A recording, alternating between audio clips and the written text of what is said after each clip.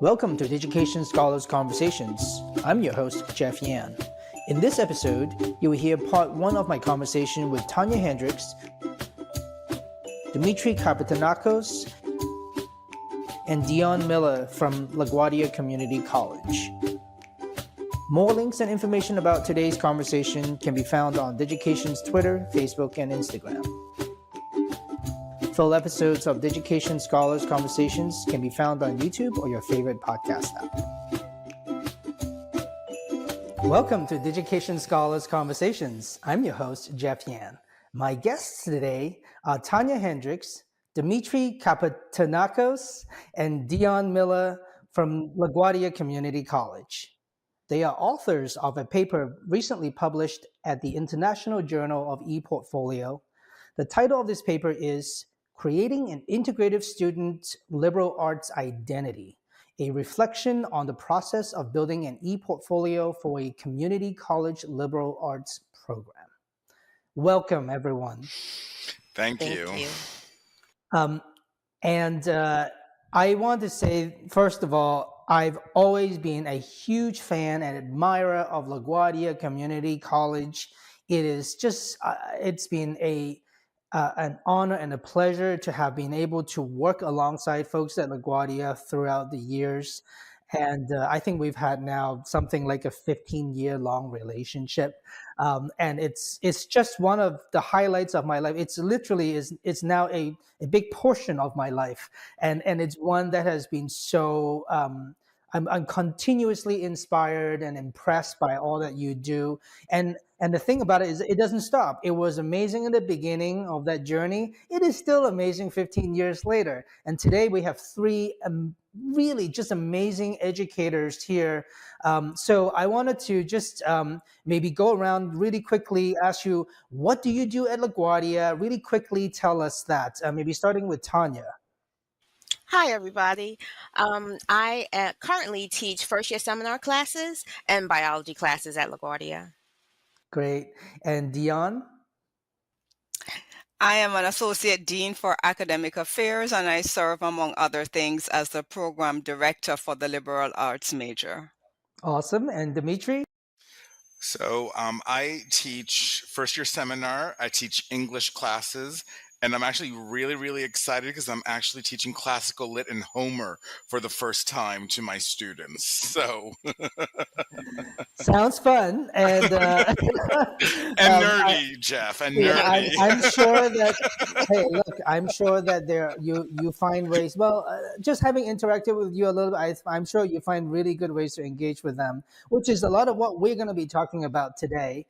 I am so impressed by the paper that you wrote, and I remember I read it, and it actually coincides with a lot of how I've been feeling a lot about. And it really starts with, actually there is a somewhat of a declined confidence in higher education today, in the higher education landscape.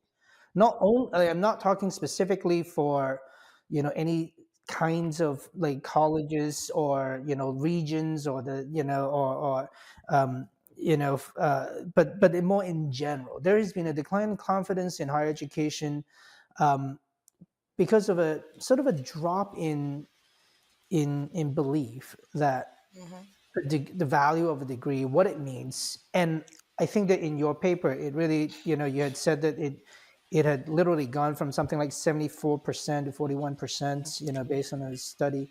And that's alarming to me, right? It's alarming to me, by the way, not only, I don't believe that we should just blindly think that higher education is, and that the degree is good for you, but we should realize that if it went from 74% to 41%, what changed and what could make that be the case?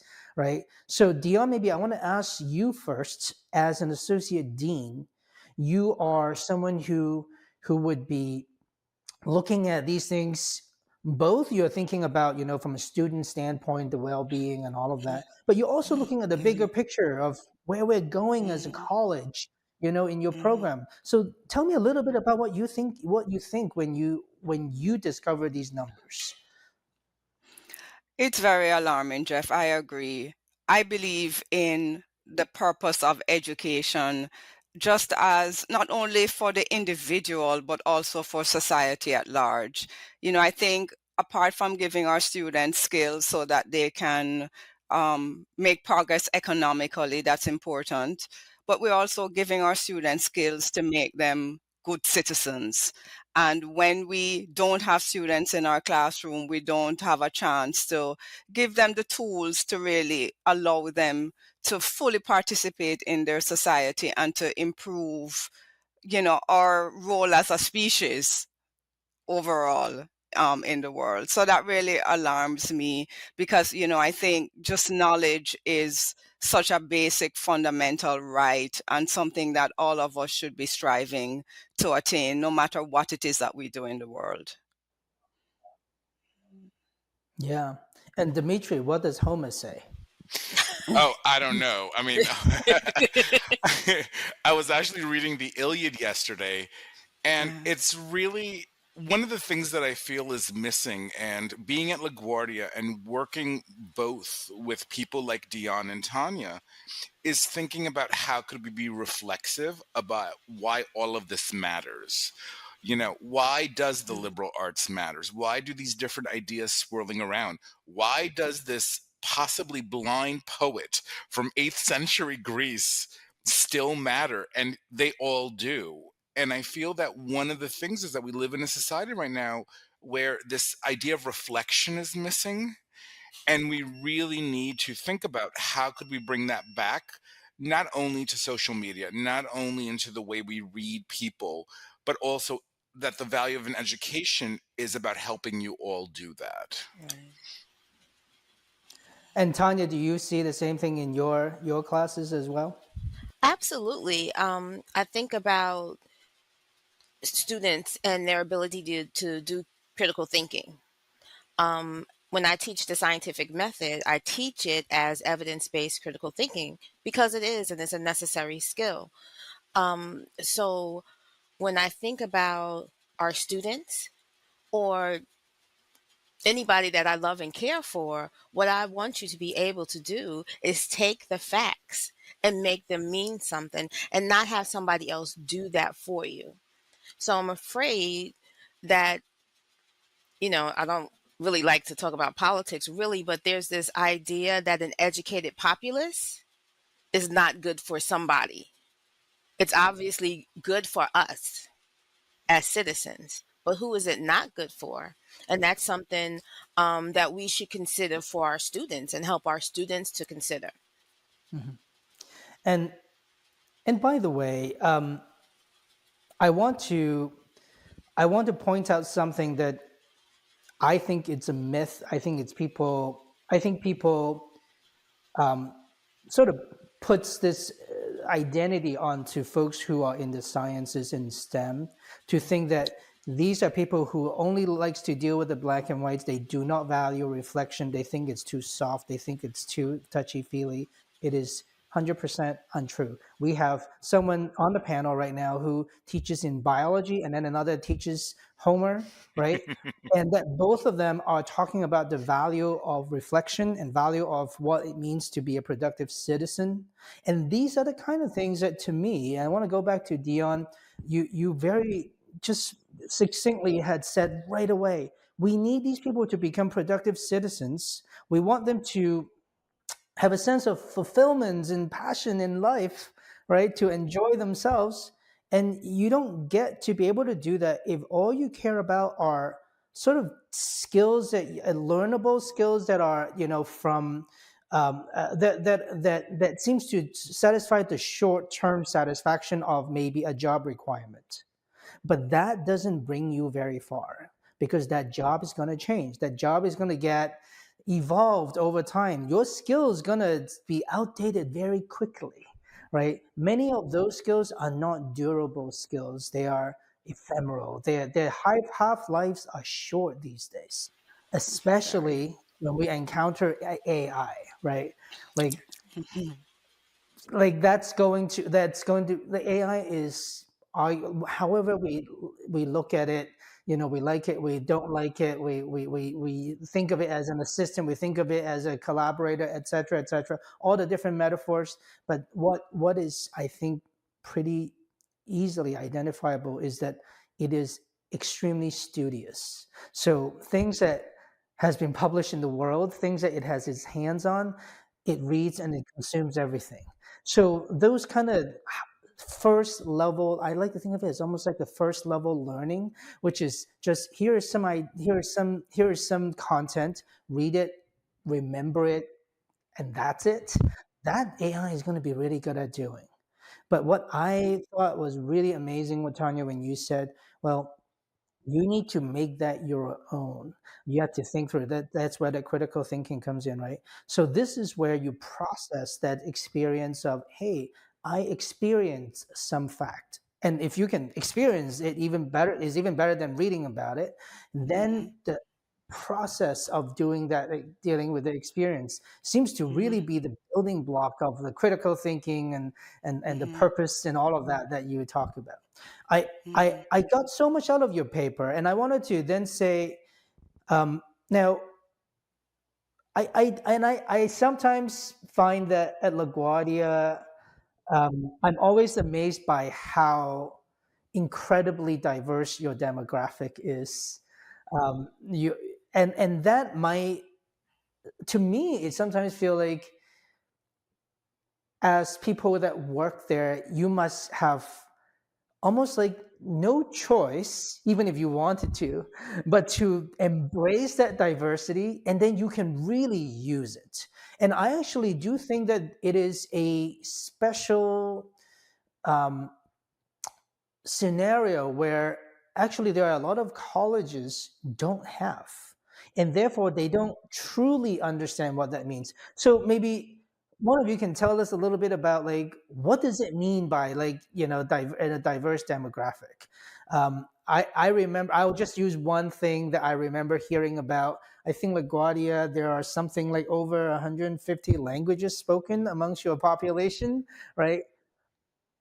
That's incredible. That's really spells suddenly, like, it puts you into perspective that says, oh man, I don't even know how to name 150 languages.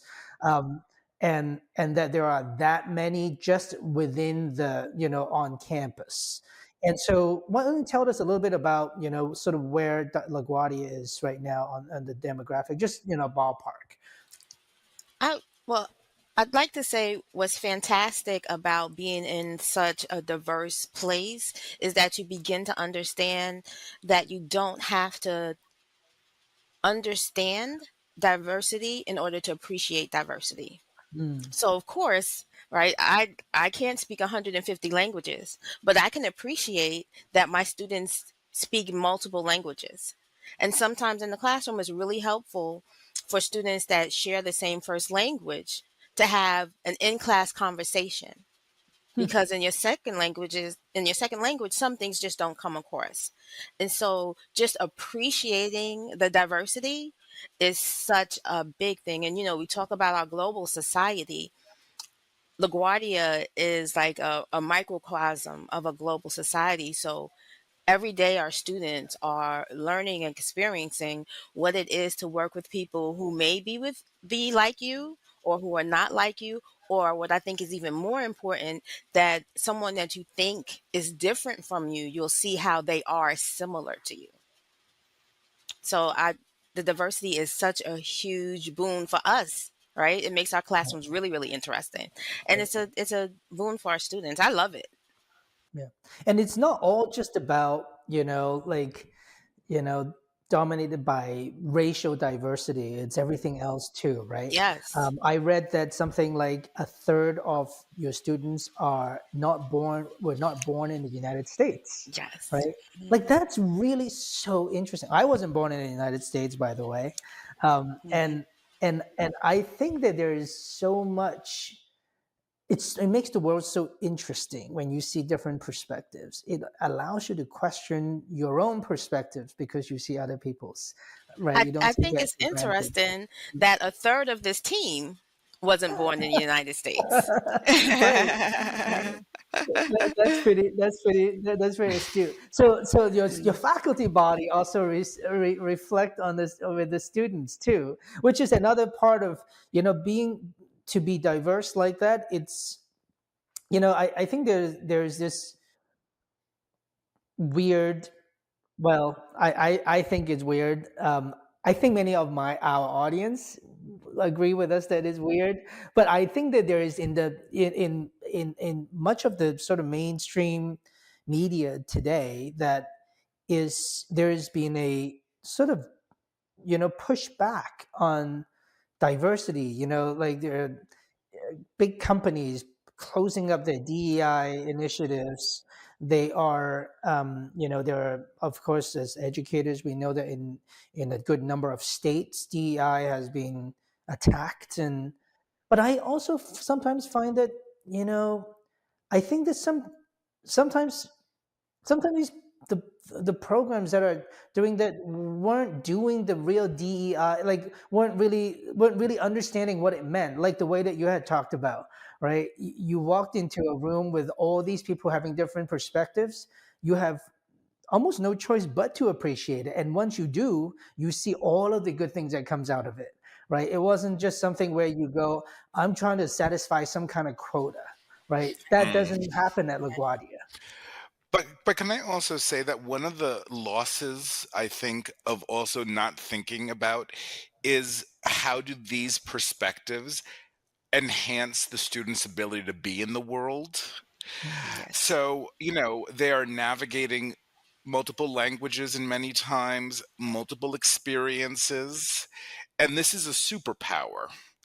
And I think that even though a lot of our students don't necessarily have, for example, that sort of traditional education, which is about going abroad and experiencing it, they're already made. They already have those skills ready to go. And I think the question becomes, how do we harness them in a way that actually gets them out in the world and really comes from those experiences, even if though they're coming from a community college, they're not coming from a prestigious four-year college, and yet in many ways they're even more prepared, I think, for the world out there and to conquer it than many of the students that come out from these Ivy League schools. So I want to emphasize that too, that it's also about, I mean, I think that's one of our major, I Mhm. think, resources Mhm. and powers. Yeah, it is. I, And I think I agree. Yeah. Go ahead, Dion. I would also like to add that that's how I see our liberal arts program as well. That liberal arts is a diverse field in that it exposes students to many different disciplines, academic disciplines, and that's an academic diversity that we offer to our students, that they can experience all these different ways of knowing the world through science, through sociology, anthropology, history, literature, and how that also really prepares them to be excellent professionals in whatever field that they aspire to.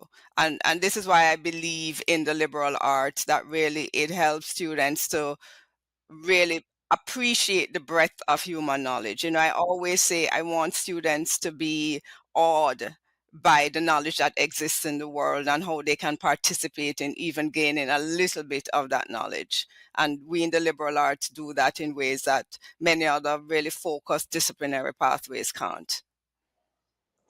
And I want to let's talk about that for a little bit. Um, I have um,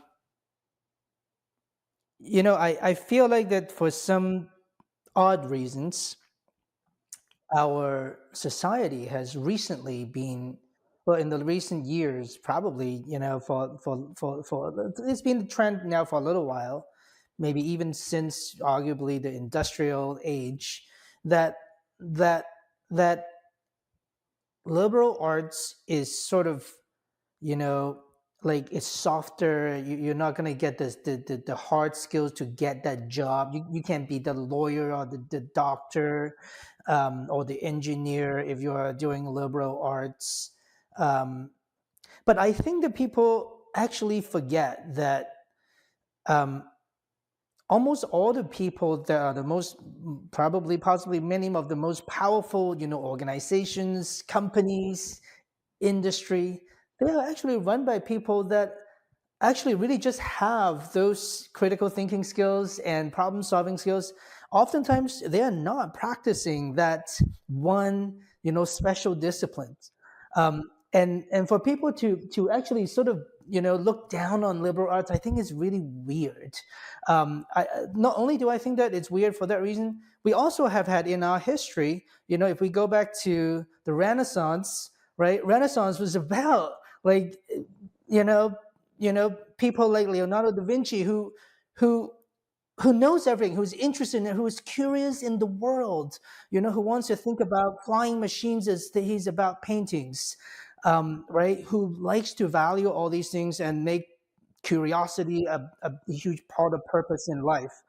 And yet, when it comes to sort of modern education, we seem to have, when I say the industrial age, it seems to be almost like a very industrialized factory-like thinking in our mental mindset, which is, well, how do we specialize in some things to make it maybe more efficient, to get you a little further and deeper into that field? Now, I think that has, in a weird way, worked as a narrative for a while. But in reality, it doesn't actually really work when we map out all the people that run our world. And I'm not even talking about just, people who are CEOs of big companies or whatever, right? Because you don't just major to be a CEO, actually. Right? Um, but I'm also talking about, all the people that do communication, marketing, journalism. So you forget that there's this whole swath of people outside of actually about half a dozen really sort of prominent like fields that have the name. And I'm, by the way, not saying that they're not good. Like, please, if you're passionate about being a doctor, do it. Right. But actually, our world is also run by all these other people that do incredible things that gives purpose, right? And so somehow we sort of almost put all the narrative around, a few fields that have a good story. But then the rest of it, we've sort of almost like ignored, as if they weren't of value. I Um, think oh, I yeah, go think ahead. what's interesting is when, and there have been many studies that show this, when an employer is asked, what do you want from your employees? They want them to read well. They want them to write well. They want them to speak well. They want their employees to have critical thinking skills. That's the liberal arts, right? That's the liberal arts. And if someone can do those things well, then they can add additional skills. And they do it better. They go further, don't they? Yes. Yes, Yeah. they So do. when you think about your biology students, if they do become, going into the medical path, or they want to go, into the research area, really the building block doesn't come from just learning biology. It comes from the liberal arts to make them better thinkers, better learners, and then they go further there. And by the way, I also think that there's one more thing too, that there's almost like this, you just need some liberal arts in order to do something else. I think liberal arts itself can be a pretty good endpoint too. There's nothing wrong about being like a really good general critical thinker who can think for yourself, who can learn really well and go into the world. And I would even argue, don't you think that, and I know that this sounds like science fiction, but to me, in the next few years, as AI becomes better and better, as there's going to become a point where some of our graduates, not from the liberal arts program, actually, liberal arts is the one that's really hard to replace, but some of our graduates coming from programs where it's heavy skill based, or is very like many layers of skills, a lot of content, like content heavy, sort of majors. Actually, a lot of that content AI is going to be really good at doing. In fact, I would go as far as arguing that it almost is going to be hard, if not impossible, for our graduates to be as good as the AI would be at just knowing that knowledge and knowing that content, right? And So, so you're Dimitri, if right. yeah, Oh, I'm sorry. I like to talk, oh, but you're right yeah, in that what the encyclopedic knowledge, hmm right, that we used to call smart has been completely taken over by computers. However, critical thinking cannot be taken over by computers, right? And I have so, a, I yeah. love that. I love that. I have a little theory on this, Tanya. I want to see what you think about it.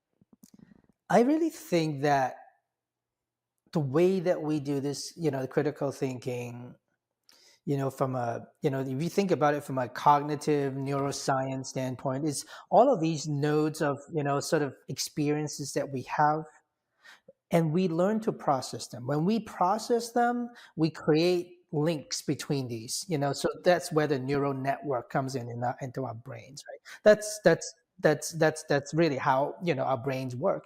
Now, those pathways are very complex, and they overlap, and they go from, really simple instinctive things to really difficult stuff, right? And the way that we get better at learning and critical thinking is through that processing of experience, which, by the way, Dimitri, you talked about a bunch of times, reflection. That's really what it is, right? So we develop these ways to build these neural networks, and we each of us have our own stack of neural networks built through our experiences. There is currently no way, at least not yet, that a machine can reach into our brain and build that for us, right? What it can do is to give us a lot of those nodes of like experiences, and maybe like give you like, hey, an encounter of, hey, this is a recording of what happened. This is something that someone wrote, Dimitri, right? Back in, like like almost 2000, like over 2000 years ago, right? But you still have to process it, and it's that processor that having our students build. I really think that that's what liberal arts does, is that it makes us better processors. But I also think that that's the requirement for us to become better pedagogues and teachers, right? I mean, Yes. I see our role not necessarily only just sort of moving forward with knowledge building, but also asking the right questions for the students to make the connections. And AI could never replace that. And I think one of the things that I want to sort of just track back, Jeff, about what you were saying before is that I think for so long, the liberal arts has also been, I think, the domain of the privileged, right? Because when you're talking Yeah. about what what are our student incomes, right? And they're looking for the job, they're looking for that career or that thing that will bring in the money, and yet they're not looking beyond. And I think one of the things that has been so important, I think, both under sort of Gail Mello, our former president, and under the leadership of Dionne, too, who has really sort of shaped the liberal arts department, it really has been about access to those Mm. possibilities, which I think is really, really important. And that's, I think, one of the things that I think makes LaGuardia so great, that we are not a workforce development institution, but we are one where there are multiple options and multiple paths that could lead to many different possibilities. And the liberal arts, and I think a pedagogy or a form of teaching that actually is rooted in reflection, allows that to happen. And that's really where social mobility is possible, right? So the idea that, you grew up in a home where you don't have a lot of resources, if you are continuous thinking in those terms, and thinking that your only path is to quickly get a job, right? And you can skip over all of the other pieces. it makes it possible for you to just keep continuing that cycle where you can't get out of a certain level of, it's almost like that half of the world is not accessible to you, right? Whereas the other half who realize that actually, no, that's where all the thinking and the enjoyment comes from, right? They're doing that because you almost got to believe that, well, that's not for me, because how am I going to get a job, like learning about thinking for myself? I just need to be able to do this skill that can like quickly like translate to a paycheck. Except that that's not even really true. While it is possible to translate that into a paycheck, so can all the things that you do in liberal arts. It's maybe slightly less obvious, but it's only slightly less obvious. I think you can prove it quickly. Here's a preview of what's coming up next in part 2 of my conversation with Tonya Hendrix, Demetrios Kapetanakos, and Dionne Miller from LaGuardia Community College. So, and I think it's taken students beyond, this is the liberal arts, this is what I'm learning, to I am the liberal arts. The liberal arts matters to me. It's integral to who I am.